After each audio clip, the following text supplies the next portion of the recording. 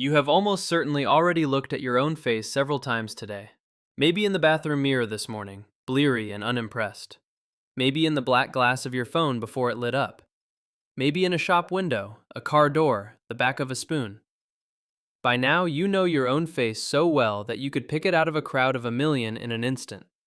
You know exactly how it looks when you smile, when you're tired, when you're pretending to listen.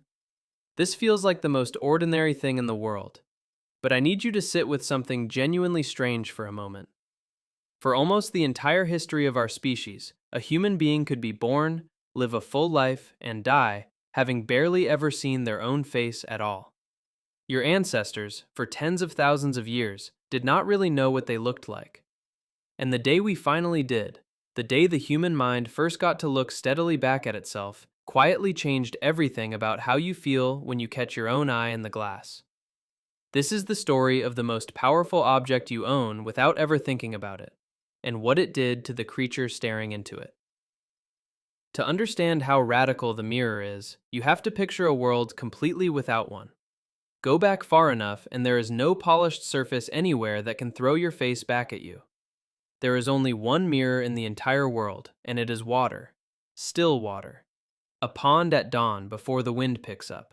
A puddle. A quiet stretch of river. And water is a terrible mirror. It ripples. It's dark. It breaks apart the instant a breeze touches it or your own breath disturbs it. To see yourself, you would have to find perfectly still water, lean out over it, and hold completely motionless. And even then, what looked back was a wavering, shadowy, half-formed thing that dissolved the moment you reached toward it. Imagine you were one of your distant ancestors, kneeling at the edge of a silent pool in the gray light before sunrise, looking down and watching a face swim up out of the dark water to meet you. That trembling reflection was, for most of human history, the closest thing to knowing your own face that existed.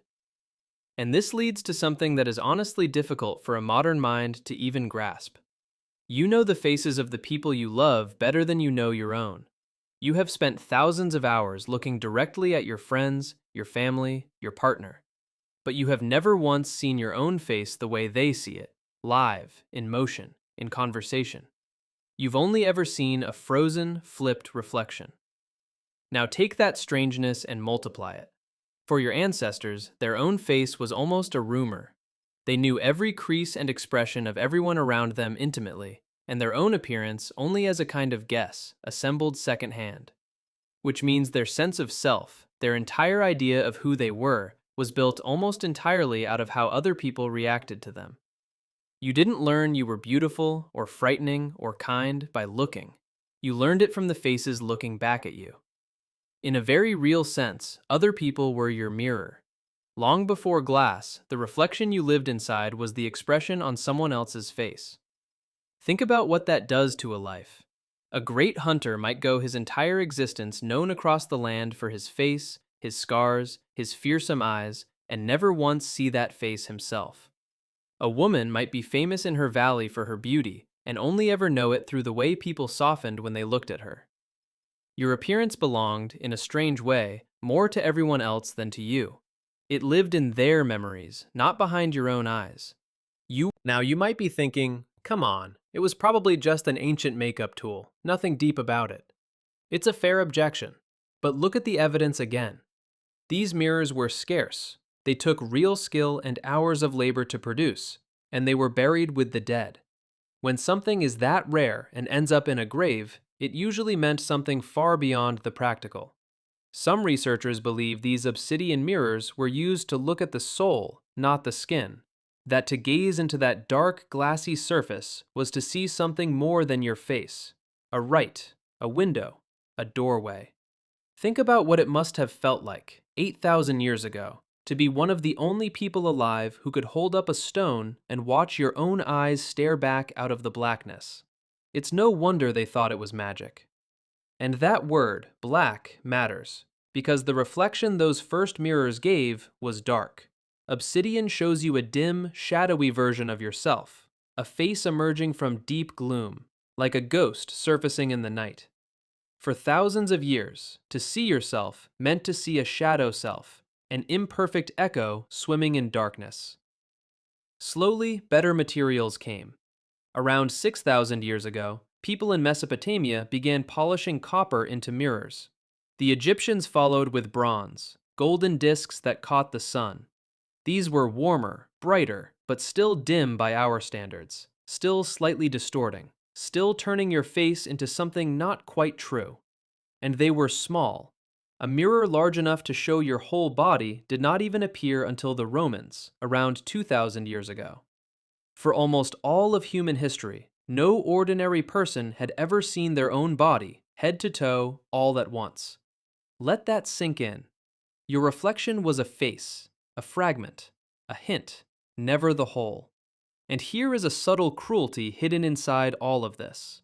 Every one of these early mirrors lied to you. The dark obsidian sank your face into shadow. The copper gave back a reddish ghost, the bronze a golden one.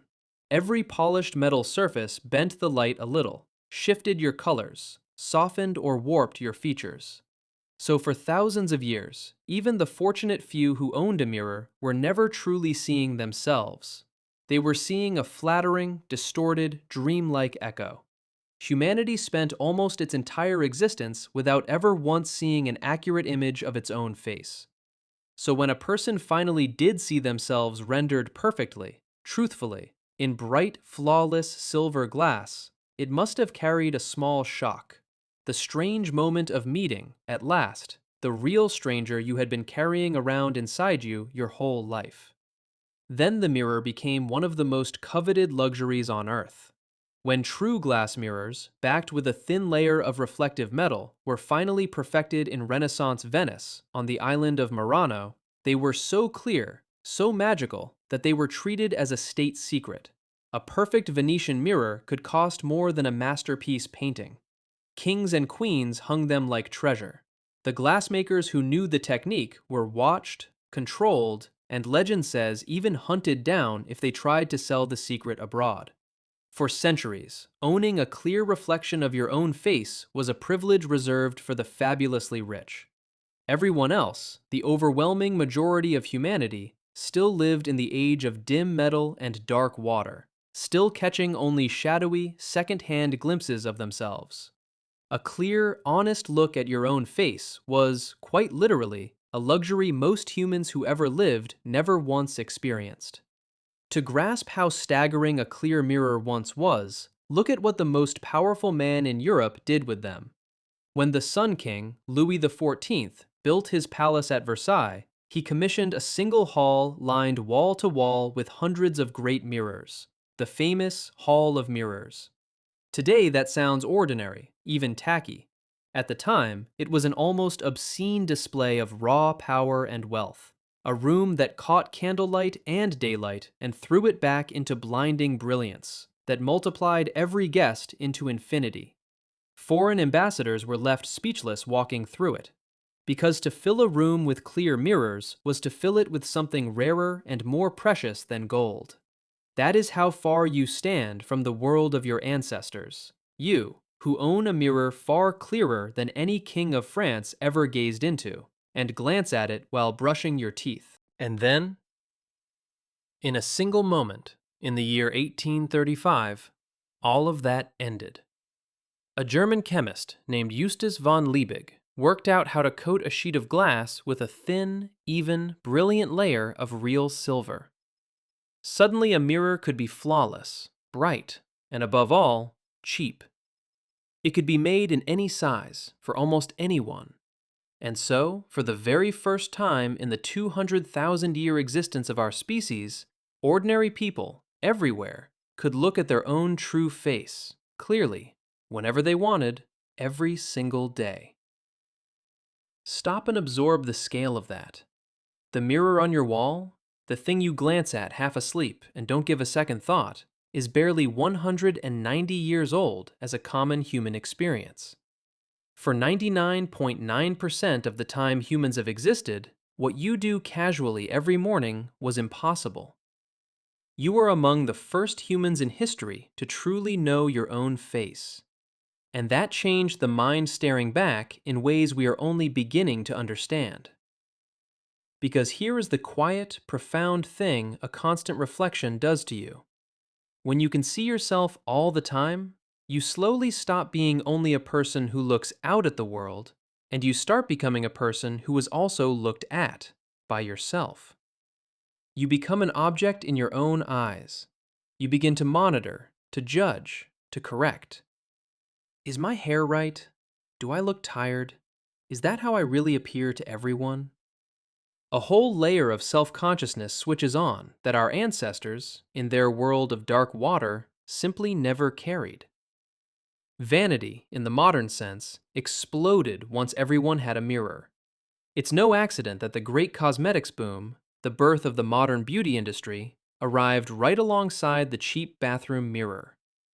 Once you can see the face, you start endlessly managing the face. The self quietly became a thing to be curated, a project, a performance staged for an audience of one, standing at the sink. And it went deeper than vanity. Some historians argue that the mirror helped give birth to the modern idea of the individual self altogether. It is no coincidence that as clearer mirrors spread through Europe, artists began, for the very first time in history, to paint detailed, searching portraits of themselves, staring out of the canvas with an inward intensity that had simply never existed before. To see your own face steadily, day after day, is to begin asking, in a wholly new way, who am I? The mirror didn't only show people their faces, it quietly handed them the idea that each of them contained a single, separate, private self, one worth examining, worth improving, worth immortalizing. The lonely inner individual that so much of modern life is built around may have been, in part, a gift of polished glass. But this raises an even deeper question, one that pulls in the entire animal kingdom. Does an animal even understand that the creature in the mirror is itself? This is one of the most famous experiments in the science of the mind, called the mirror mark test. Researchers place a mark on an animal, somewhere it can only see in a reflection, and then give it a mirror. And most animals fail completely. A dog barks at the stranger. A bird attacks the rival. A cat loses interest entirely. They see another animal, not themselves. But a tiny elite club of species does something astonishing. They look in the mirror, they see the mark, and then they reach up and touch it on their own body. They understand. That reflection is me. And who's in that club? Great apes, our closest cousins, elephants, dolphins and orcas, and, strangely, magpies. That's very nearly the whole list. The ability to look at a reflection and recognize your own self is breathtakingly rare in nature. And here's the part that should stop you. A human being can't do it either, not at first. A human baby, placed in front of a mirror, does not recognize itself until somewhere around 18 to 24 months old. For the first year and a half of your life, the person in the mirror was a stranger to you, too. Self-recognition isn't something we're born knowing. It's something that switches on, a moment when the mind first realizes, that is me. I exist.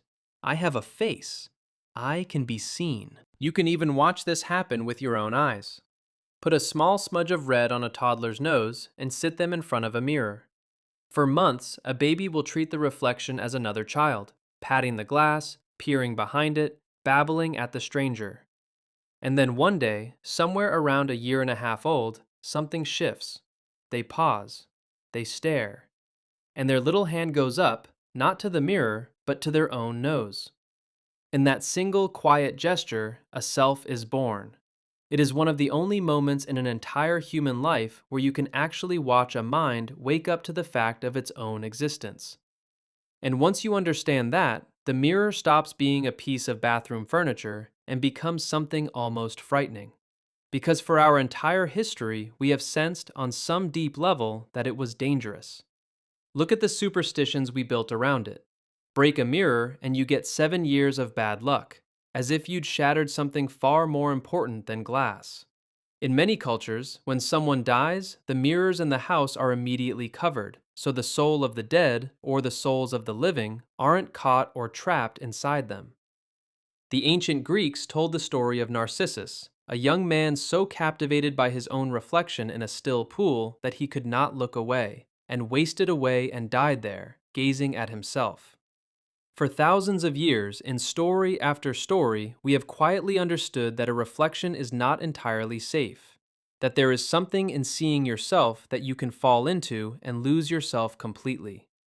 And if that was the ancient fear, then we are living inside its most extreme version right now, and almost nobody has noticed. Because today, you don't just own a mirror, you carry a front-facing camera in your pocket at all times. You take hundreds, thousands of photographs of your own face.